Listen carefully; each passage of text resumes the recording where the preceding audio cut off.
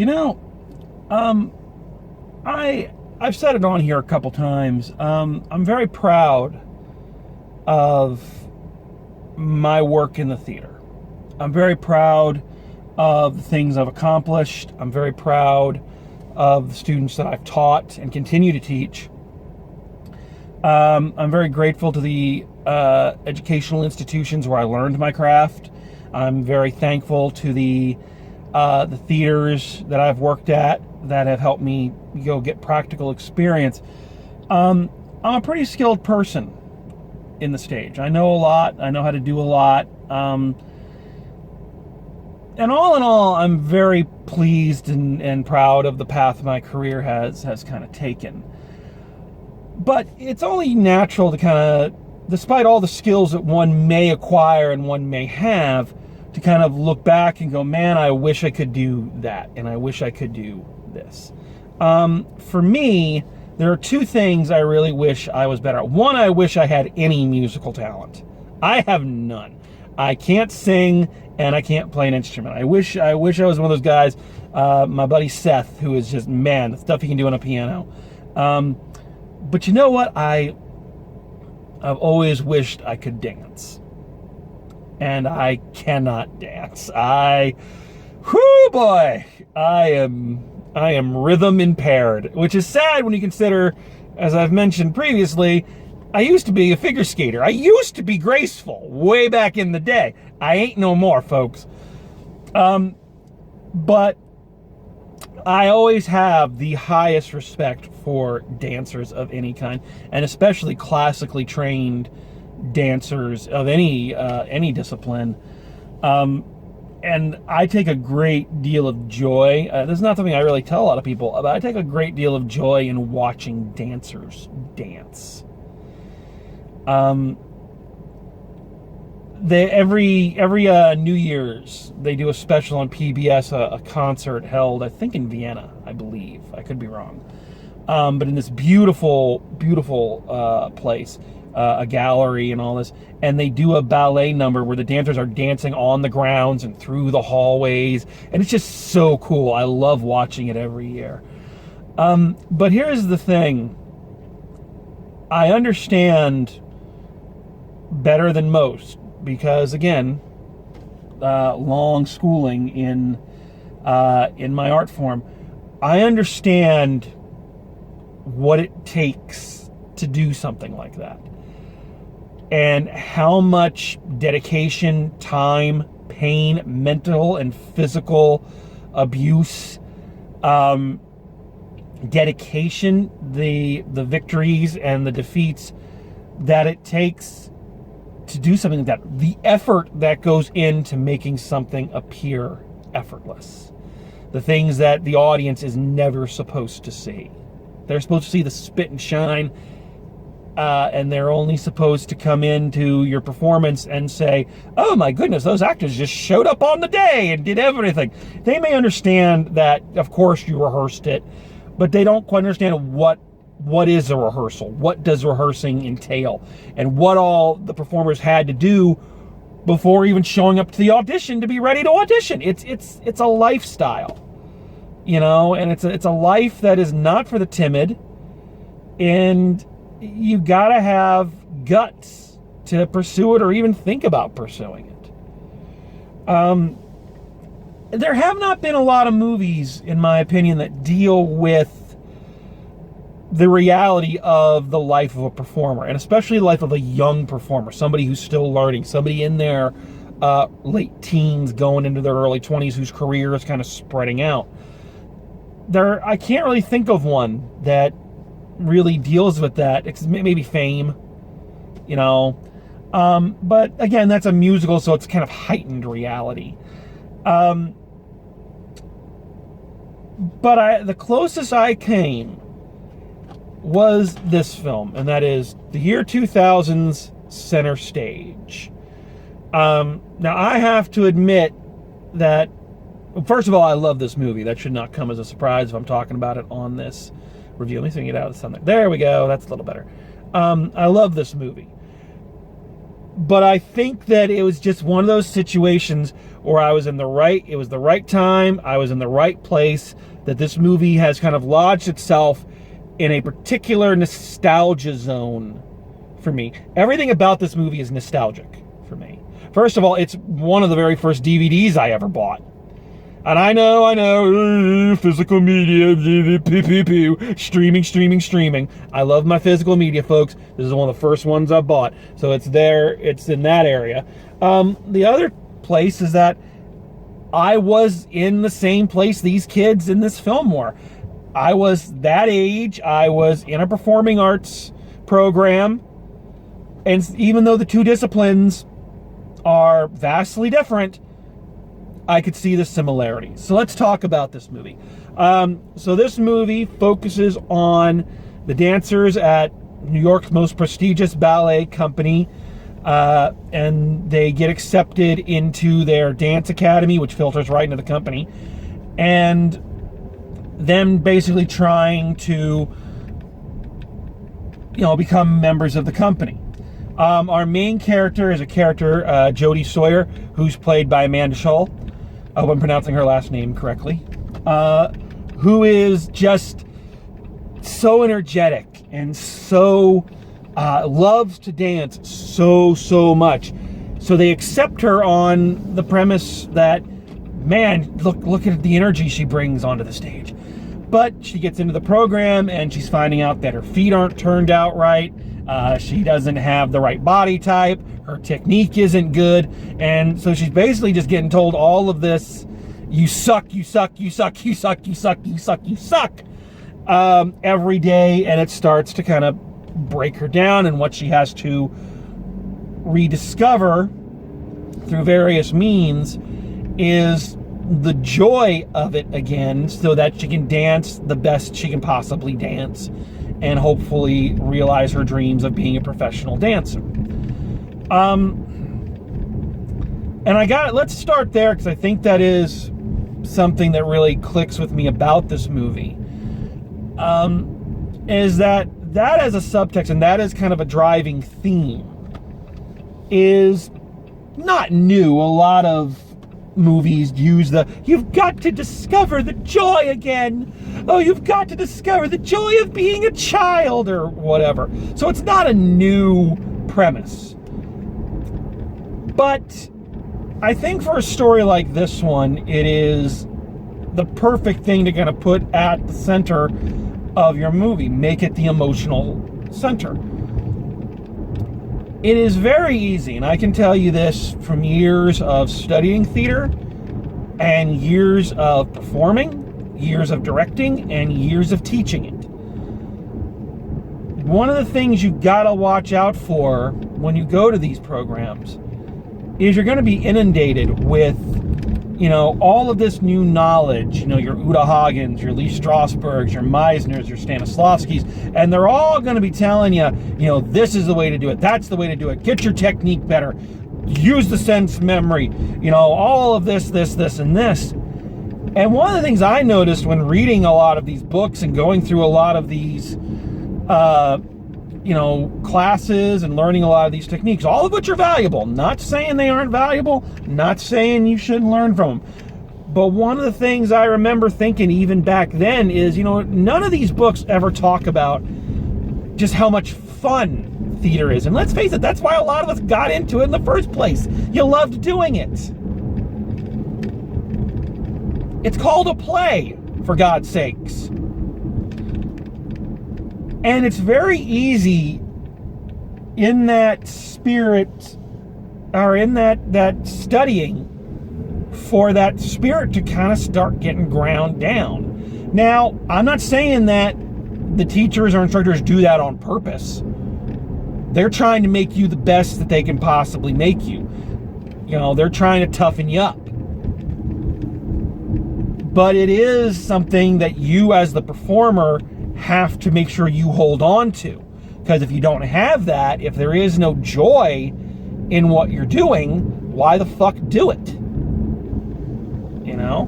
And that's kind of the character of Jodie's journey here, is kind of yeah, you might not have the best feet, you might not have the best technique, but at the end of the day, the audience, if you're up there and you're digging it and you're having a great time and you're just dancing your heart and soul out, most of the time they aren't going to notice that shit, you know?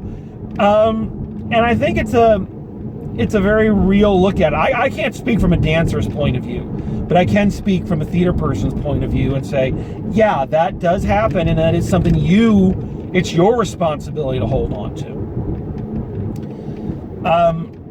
I also just like the kind of glimpse into this world of the hopeful ballet dancer, the professional ballet dancer. One of my favorite scenes is such a weird thing to focus in on. One of my favorite scenes in this is very early on, and it's as the dancers are getting ready for their first class, and all the girls are in there, and they're pulling out their slippers, and they're doing all this shit to them. They're bending them in the door, they're taking like a cheese grater to the sole, they're snipping off things, one of them's taking a lighter to the toe, and it's just this fascinating look of, these things that people do. And I'm wondering, why are they doing that? What's the purpose of this? Because there is. Because I can tell you, again, you're performing in a show, you get that costume, the first thing you do is make sure, you can move in it, you see how it affects the posture, you have a prop that's yours, so you do little things with it to make sure that it feels natural in your hand. So it's fascinating to see that same practice translated to a different discipline. And I have dancer friends, and I really should ask them, what are they doing there? What's the purpose of that? And let's get right to it here. What else is just great about this movie? And it should be with a film focusing on ballet dancers. The dancing is phenomenal, and it's high energy. It's fast paced. It's these folks are really showing off, and there are no stunt dancers here. All the folks doing the dancing, to my knowledge, are the actors, which we're going to come back to that in a second. And boy, they do a lot of dance numbers. They do casual dance numbers. They do classical ballet. They do kind of a rocked up ballet. And I could watch the dances in this for hours. It's like watching, the barn raising scene from Seven Brides for Seven Brothers. I could watch that all day and just marvel at the athleticism, the storytelling, the grace and yet power of it. I love it. Love everything about it. Here's another aspect that I really love about this film, and I think is vital kind of right now. So this film, as I said, from the year 2000, which I always feel weird. You always feel like you have to say the year 2000. So technically it's not a 2000s movie. It's still very much in the 90s kind of vein. 9/11, of course, is going to be a year off. As a matter of fact, there's a scene in this where they're driving along the bridge and you can see the Twin Towers in the background, and you're like, oh, it's sad that that's kind of what you think. But what that means is that, I don't know what that is. The film still has a grounding in that 90s optimism. This isn't a let's go show the ugly side of ballet. This isn't let's show the dark and gritty. This isn't Black Swan. All right. This movie is still marinating in an overall optimism. And it's an optimism that infects everything, coming from Jodie as a main character to all of the other elements in there. It's not to say the film shies away from the harshness of the professional dancer's life. One of the character's name, Maureen, Susan May Pratt is who plays the character, is supposedly the best dancer in the play. She's that archetype, the bitchy, perfect one, but she's anorexic. She's making herself sick for this. That character also talks about, just what sacrifices dancers have to make. She says this line, a guy's asking her out, she says, you know, I only have 10 years to be a dancer, 15 if I don't get injured. That is not a long career. You know, so you understand why these folks are pushing themselves so hard, because they don't have a lot of time to waste. An actor can be on stage, you know, from youth to death, basically. You know, there are actors who have been. But dancers only have that narrow window to get in there and be the best that they can be. And then, you know, there's no senior tour. You know? So it doesn't shy away from those issues, but all of it is still permeated in this, it's an optimism. It's gonna be okay. The people are gonna be okay. The characters that you're following are gonna be okay. And again, that time, that place, where I was in my life, it was a movie that just kind of made me feel very warm. And still does. Yes, when I was watching it last night, you know, it really did get little things, you know, them all going out and drinking. And I don't drink, but I remember going out with the cast after a show to the Village Inn, and, you know, how loud we'd be and all that. I remember, you know, they go on a trip, you know, into New York proper. I remember when me and my buddies had an ACTF, rented a car, and drove into Seattle and kind of lied our way into a backstage tour of the Seattle Repertory Theater. I mean, it brought back all these wonderful memories. Is the movie perfect? No, it is not. It's good, but it's not perfect. And this is where a difficult conversation is coming in, because we got to talk about what makes this movie not perfect. And the biggest flaw of this movie is the acting. The acting ranges from decent to, oh, that's unfortunate. I'm trying not to be mean here, because first of all, I believe this comes from two basic places. Number one, a lot of these actors, it was some of their first major roles. And if it wasn't their first role, it was kind of their first big one. You know who's in this? You know who's in this playing the bitchy, street smart attitude girl? Zoe Saldana. Yeah, Gamora. Long before she was a Guardian of the Galaxy, long before she was a Native American Smurf, long before she was Lieutenant Uhura, she was the bitchy, street smart, sassy dancer in center stage. And we all know kind of how good she is going to eventually be, but she's a little weak here. Amanda Shaw would go on to have a pretty good career. She's been on a number of TV shows, but she's a little weak here. Some of the delivery is very, very not good. I'm sorry. So that's part of the problem. The other part of the problem is, I think, the trade-off you make for a film like this, but it reminds me of one of my favorite Mystery Science Theater lines. Did the actors do their own skydiving? No, the skydivers did their own acting. So the dancers do their own acting, which is good, because again, all of them are amazing dancers, but some of them are just clearly not actors. Probably the worst one is kind of the young male lead. The character's name is Charlie. I don't know what the actor's name is. Who plays kind of, that handsome good guy. You know, there are the two male stereotype love interests for Jodie. There's the sexy dickweed and the handsome guy whose two favorite things are commitment and improving himself. You know, Charlie is the latter. And the actor is a phenomenal dancer. He's not a good actor. His lines are so robotic and so just you can tell he's so much more comfortable when he's dancing than when he's acting. And you know what?